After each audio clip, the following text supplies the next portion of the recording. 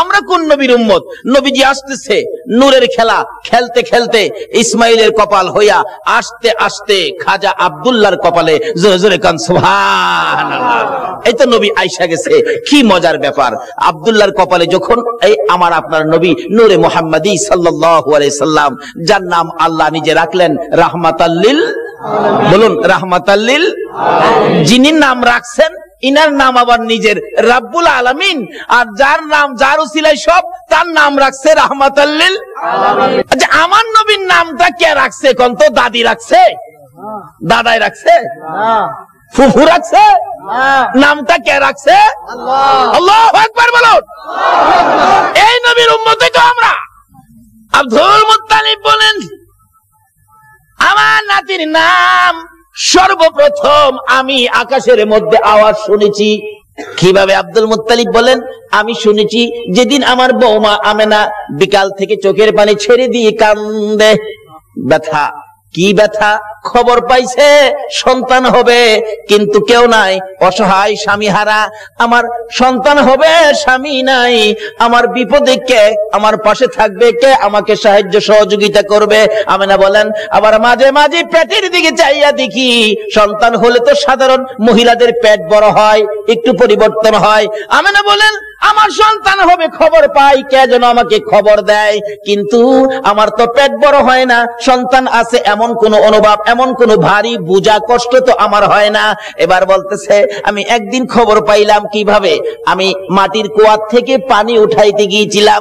আমিনা বলেন, বালতি নিয়ে গেলাম, পানি উঠাবো, কুয়ার পারে দাঁড়ানোর পরে কে যেন সাফা পর্বতে দাঁড়ায়া ডাকতেছে, রে জিবরাইল, দেখ আমার বন্ধুর মা আমেনা পানি উঠাইতে আসছে।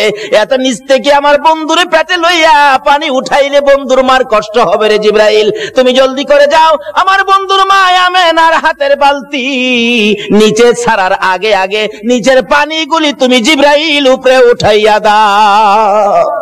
মা আমেনা বলেন, এই খবরটা পাইলাম আমার পেটে রাহমাতাল লিল আলামিন, আমি নাকি বিশ্ব নবীর মা, আমি রাহমাতাল লিল আলামিনের মা, আমাকে কে যেন খবর দিলেন।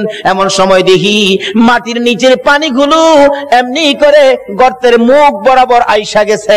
মানুষ যেমন নদীর থেকে কলসি বুড়াই, ঠিক এমন ভাবে আমি আমেনা এই মাটির কুয়ার থেকে কলসি বুড়াইয়া কলসি কাঙ্কে লইয়া যখন ঘরের দিকে রওনা হলাম গো, এমন সময় দেখি এক জাগ পাখি আকাশের মধ্যে গুনগুন গুনগুন করে কি যেন বলে।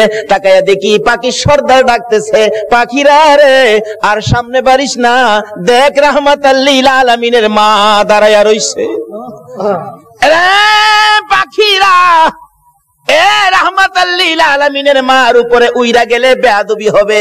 আমেনা বলেন, সকল পাখিরা আমার দুই পাশে গুইরা যায়, আমি আমেনাকে সালাম জানাইয়া যায়। কি আশ্চর্য! আমেনা বলেন, আচ্ছা কি আমি সন্তানের মা হব? আমার তো এমন কোন অনুভব হয় না। আমেনা কয়, একদিন গভীর রাত্রে নিরিবিলি বসে আমি দেখতেছিলাম পেটে সন্তান আছে কিনা। কয় খালি বলে সন্তানের মা হব, কই আমি তো কোনো অনুভব করি না, বোঝা না, ভারী না, বড় না, ব্যাপারটা কি?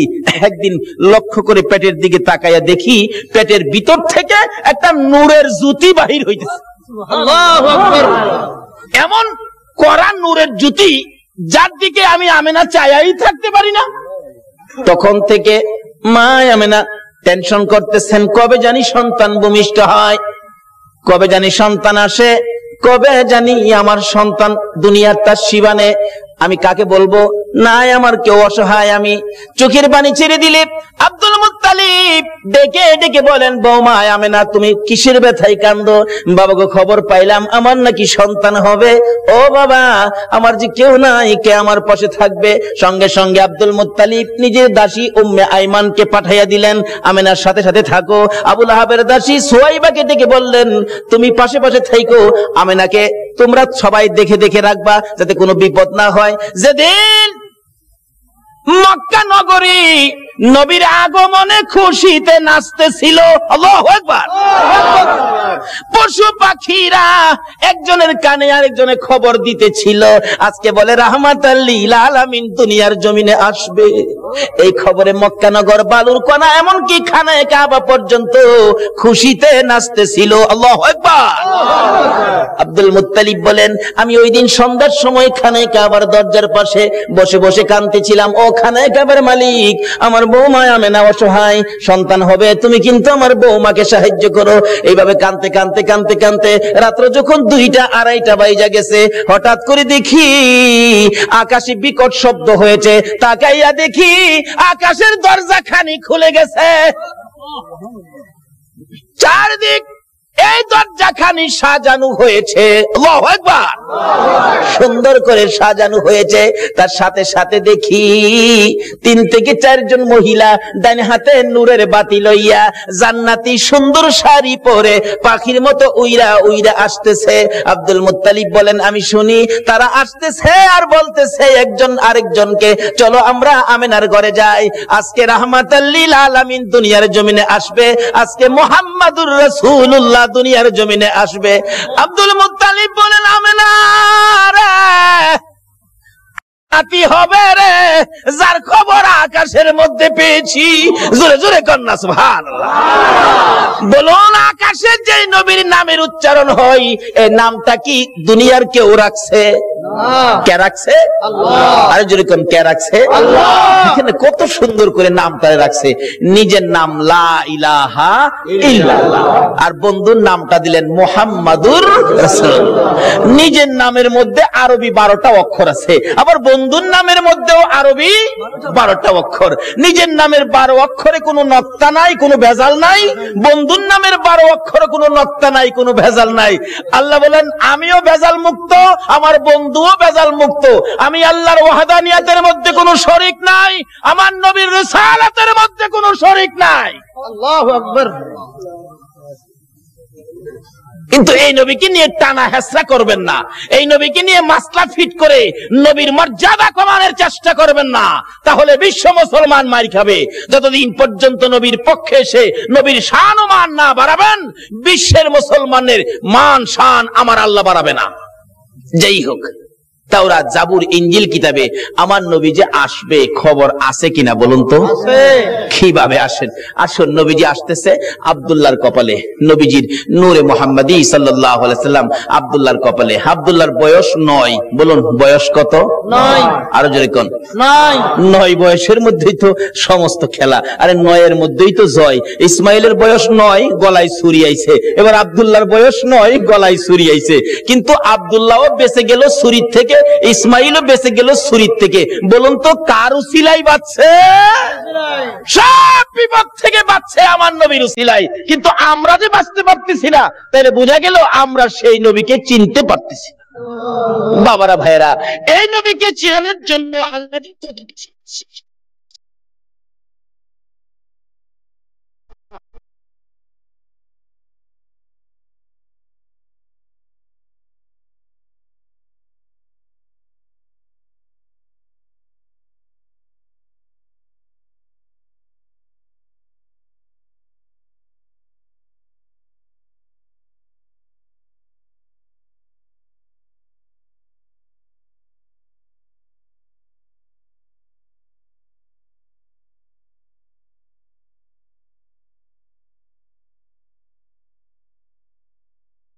এইভাবে সিস্টেম করে আমার আপনার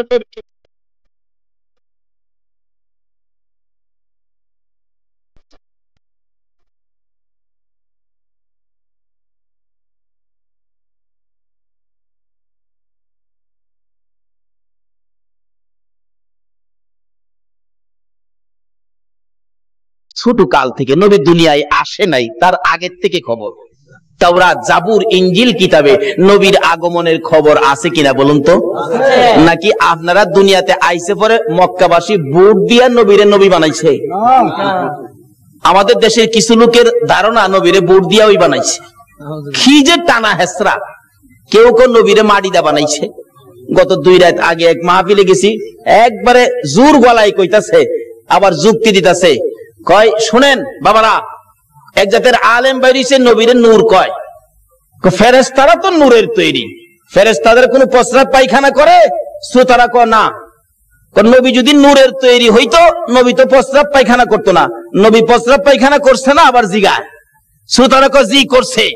তাইলে নবী নূর হইছেন করতে, নূরের হইলে তো প্রস্রাব পায়খানা বন্ধ হইতো। কেমনে যুক্তি দিয়ে বুঝা দেয়?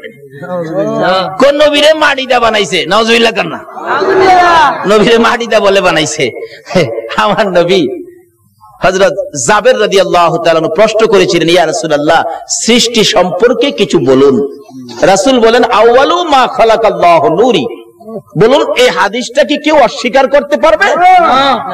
আউয়ালু মা খালাকাল্লাহু নূরি। রাসূল বলেন, জাবের, সর্বপ্রথম তোমার নবীর নূর মুবারককে সৃষ্টি করা হয়েছে। এই কথাটা নবীজি বলছে, তাহলে কথাটা সত্য হবে না মিথ্যা হবে? নবী কইব নূর, আপনি যদি কোন মাটি, তাইলে কথাটা সঠিক হইল? নবীজি খালি নূর এটাই না। হযরত উসমান গনি জিন্নুরাইন, কিতাবের মধ্যে উসমান গনির নামটা আসলেই লেখা হয় জিন্নুরাইন, অর্থাৎ উসমান গনি নবীজির দুই মেয়েকে বিবাহ করেছিলেন বিদায় উসমান গনির নামের মধ্যে লকব হলো জিন্নুরাইন, অর্থাৎ দুই নূরের অধিকারী। যেই মৌলবী কয় নবী মাটি, হ্যাঁ নিজেও পড়ছে উসমান গনি জিন্নুরাইন, সন্তানেরা নূর, আর নবী বলে মাটি। এরকম কিছু ধাক্কা ধাক্কি আমাদের বাংলাদেশে আছে কিনা বলুন তো? এই বলে ইসলাম তারে বিশ্ববাজারে ধ্বংস করে দিচ্ছে।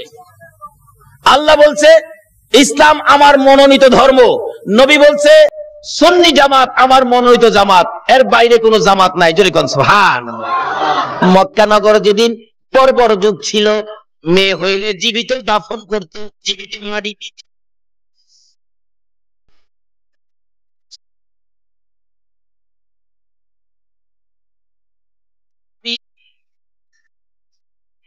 তার নাম তাহিয়া কালবি, হাতে ৭২টা মেয়েকে জীবিত দাফন করেছে। ও মা বোনেরা, তোমাদের শান, তোমাদের মান, তোমাদের